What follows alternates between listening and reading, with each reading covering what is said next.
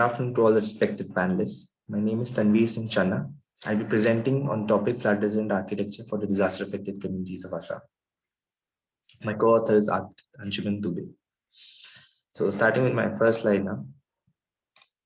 So my first slide has the Indian flood hazard map where the area on it depicts the area liable to floods.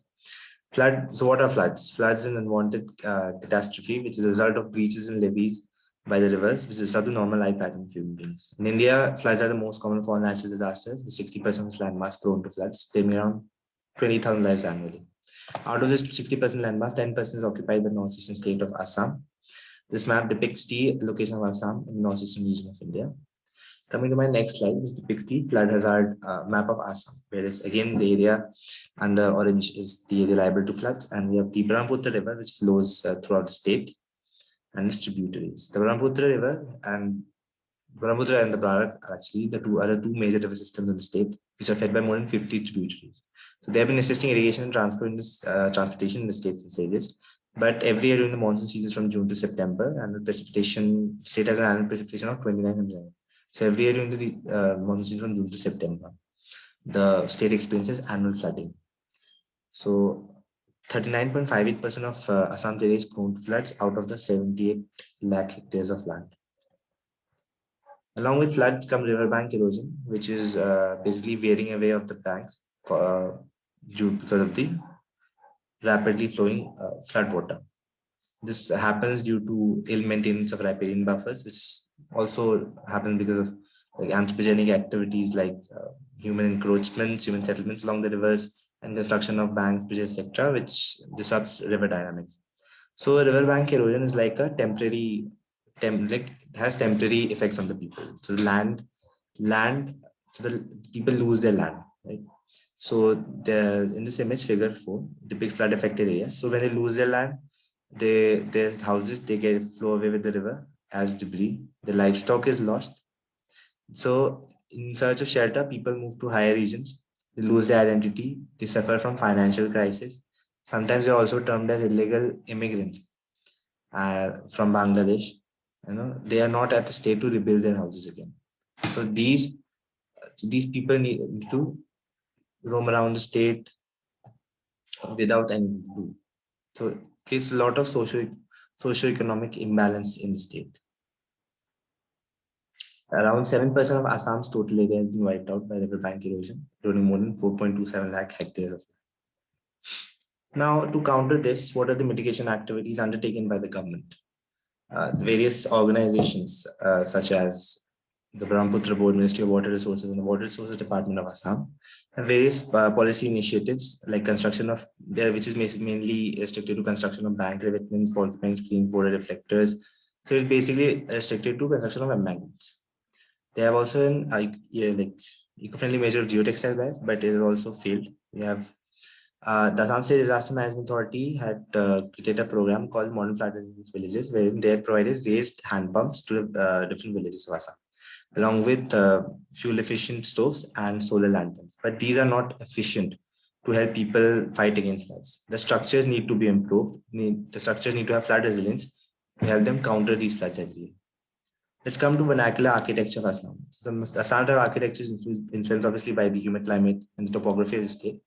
The Ahom kingdom, which ruled for more than 600 years, they had a very impractical, expensive, and difficult to construct kind of architecture. But the common people, they used bamboo, thatch, and mud to construct their houses using the vernacular methods.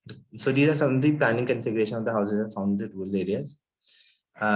The area in blue is the built-up area, with yellow being the circulation area as veranda. Then we have the kitchen area and the toilets, which are placed away, kitchen being placed away because to avoid fire risks. This is a sketch which depicts the layout of spaces. We enter from the road. We have this pasture, which is called as badi, where you have the vegetables and all. And you have a backyard, which is called the sotal, and toilets here. We have from the veranda, a living space, dining space, then bedrooms, a veranda space at the back as well, and then a kitchen. There are mainly predominantly three types of houses that exist under vernacular architecture of Assam. We have the Changar, which is Changar is built by the Upper Assam Mishing tribe. So they built using bamboo, thatch, and mud, and they built on 6 to 7 steps of plinth. You have a stilt of 6 to 7 steps. Then you have bamboo houses, which are the lambda plinth. Then you have a bamboo structural grid with bamboo trusses, which is covered using aluminum sheets or maybe thatch. Then you have the Ikora house. Now, what is Ikora? Ikora is a reed which was used in houses. Like we place these strips of Ikora and covered them with mud plaster, and they'd act as walls. So the British they developed this type of this the Ikora with to convert them into Assam type architecture. So they had this wooden frame. They created a wooden frame with a masonry plinth and used wooden sword joists and a wooden truss.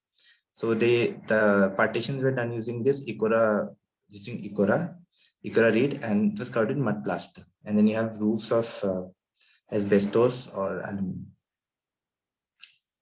Like in these two sketches, we see that we have a brick masonry wall. This is the Ikora, which is now being replaced with bamboo strips because Ikora is no longer available in the state.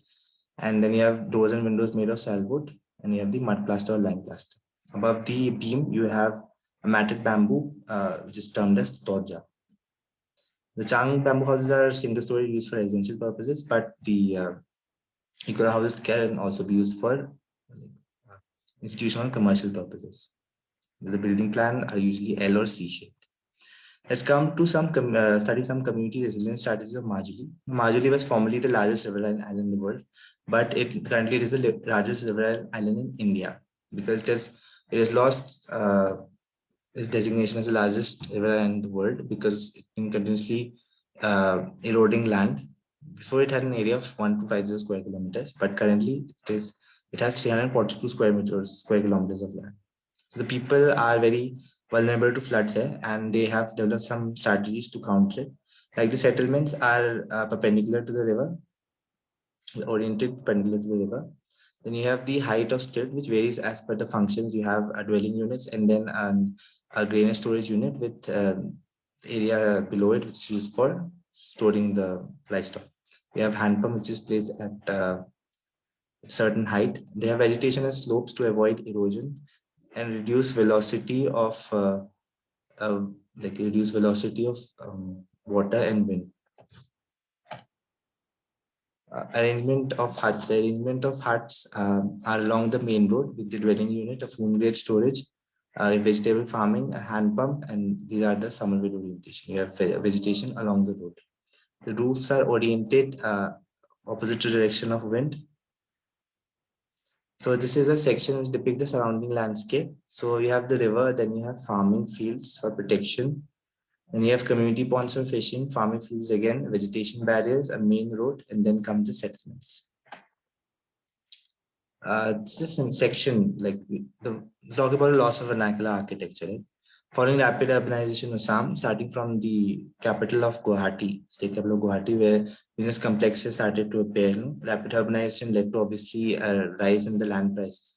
So people had smaller lands, they want to develop the multi-story structures. You can't do that with vernacular structures because they're limited to G+1. So they started going with RCC, developing multi-story structures, but without understanding that it's causing a negative impact on the environment. They're contributing more and more to the carbon footprint. Although vernacular architecture is a very sustainable approach towards development. So like in a village that I studied, we had the embankment which has been constructed, had the settlement on both the sides. The embankment acted as a circulation area, but still the village got flooded because the rainwater gets stranded here. It gets because of the rainwater only getting flooded. So when when the water from the river starts entering here, the situation worsens. So the mitigation activities are actually not working. Then you have in the houses, people have started building RCC stilts, and then you have bamboo houses, and many people have started to come with AAC blocks and concrete houses. So vernacular architecture is getting lost, needs revival. Let's come to flood resilient architecture. So flood resilient architecture is meant to provide resilience to structure to find the natural disaster. You can do it by dry flood proofing, where you are not allowing the water to enter. You have wet flood proofing, where you're allowing the water to enter by allowing the structure to float by allowing the buoyant force to act. Buoyant force acts from all the sides, from downwards and from the other four sides.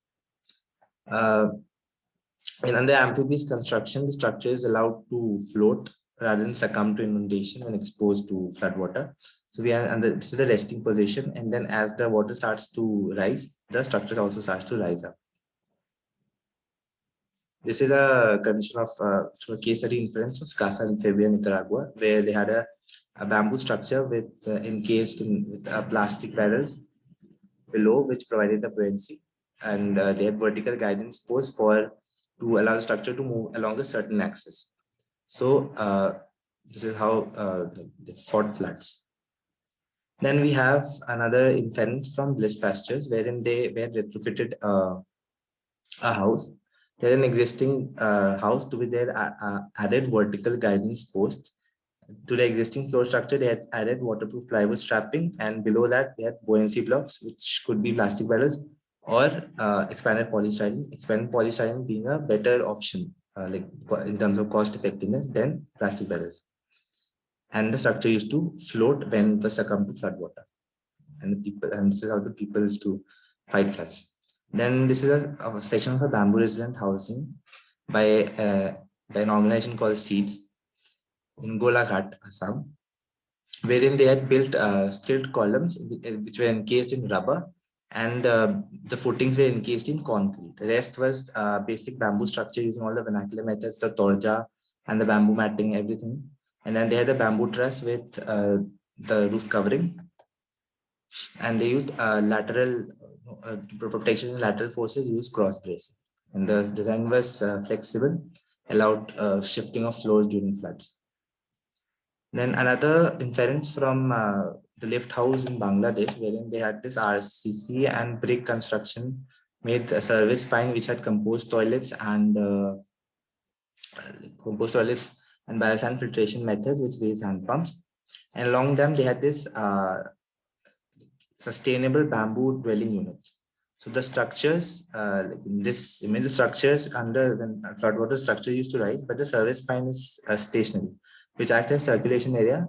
And then you can use the biosand filtration method, which use the water and filtered it in the water pump, and the rainwater filtration methods in the service spine, and that compost storage which had the capacity for to store compost up to 11 years as 5.5 years each.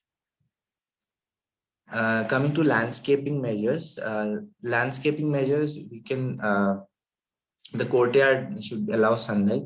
Then trees for fruit and timber should be used, and you should go for plants which have an affinity for wetness along the slope. Catkin grass should be kept, should be grown, and trees which has dense roots like coconut or palm tree should be used to like protect from erosion, so it holds the soil together. Along with that, bamboo plantation should be done because it also helps in because it's locally available and also helps in holding the soil together. That's all. Thank you.